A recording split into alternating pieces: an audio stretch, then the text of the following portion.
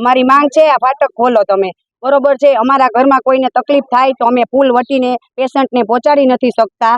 Plus અમારે એવી છોકરાઓ જે છે સાયકલ લઈને સ્કૂલે નથી જઈ શકતા, એમ જ કે છે કે હાઈવે ઉપર નહીં। હાલની તકે છોકરાઓ રેલ ફાટક સાયકલ લઈને ટપીને જાય છે સ્કૂલે, અને કોઈ પણ બુજુર્ગ હોય એ લોકોને પણ આ સીડી ચડી અને કઈ વસ્તુ લઈને અહીંયા આવી શકતા નથી। રિક્ષાવાળાને તમે કહો એટલે રિક્ષાવાળા એમ કે 100 રૂપિયા, કારણ કે રિક્ષાવાળાને ખબર જ છે કે હવે આ પુલ બંધ થઈ ગયો, હવે આ ફાટક બંધ થઈ ગઈ છે, પુલ ચાલુ થશે તો રાઉન્ડ મારીને પૈસા તો લેવાના જ છે।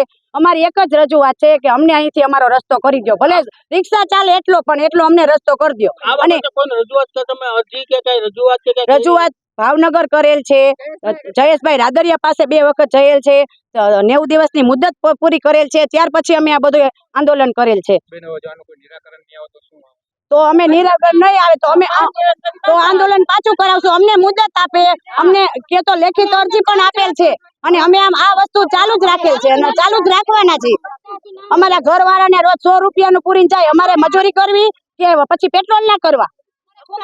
અમારા છોકરાને વાનના બધાય ભાડા વધી ગયા, છોકરાને બધાય વાલીને એક જ ફોન આવે છે કે અમારે પુલ ટપીને આવવાનું છે એટલે ભાડું વધી જશે, પુલ ટપીને આવવાનું ભાડું વધી જશે। તો અમે અહીંયા ભાડે રહેતા હોય અને અમારે ભાડાનું કરવું કે સ્કૂલનું કરવું કે અમારા ઘરવાળાને કામે જવું કે શું કરવું?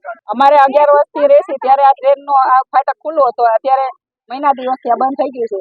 દિવાળીનો અમારો તહેવાર હતો એટલે કોઈ કાંઈ કરી ન શકે એટલે બંધ થઈ ગયું છે। હવે અમારે હાલવું ચાલુ ક્યાંથી? અમારા છોકરા ક્યાંથી હાલે? અમારા ઘરવાળા અમે બધા મધ્યમ વર્ગના માણસો છીએ, આ ગઈઢા માણસ ક્યાંથી હાલે? આ સીડી મેલી છે, તમે એકવાર ચડો ઉતરો ખબર પડે। તમે આ રસ્તો અહીંથી જાઓ માં સુધી ઉતરો, તમે અમારા નીચે રસ્તો ક્યાં છે? અમારો રસ્તો જોઈએ।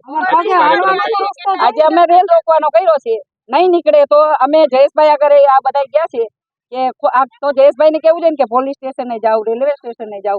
કોણ જયેશભાઈ ની મોટી સુધી ફરિયાદ પહોંચે છે તો અમારી પહોંચવી જોઈએ ને કે ન પહોંચવી જોઈએ? માંગ અમારે ફાટક ખોલવાની છે, બીજું કઈ નહીં, અમારો રસ્તો જોઈએ।